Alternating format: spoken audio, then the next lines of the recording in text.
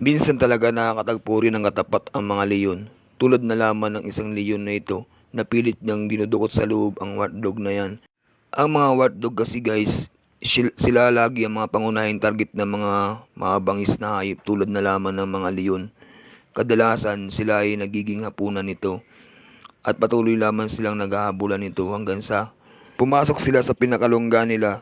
Dahil sa gutom na minsan ng leyon ay hindi na ito nag-aabang sa labas. Kaya nangyayari, pinipilit ng isang leyon na pasukin ang lungga ng watdog.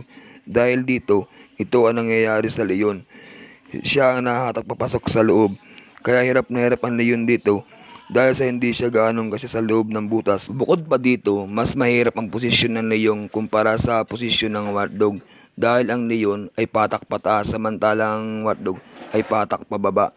Pero ganun pa man, sadyang matatalino ang mga leyon. Kapag nagkaroon ng ganung pangyayari ay natututo na sila. Hindi na nila ito pinipilit pampasukin, bagkus ay inaabangan na lamang nila ito lumabas.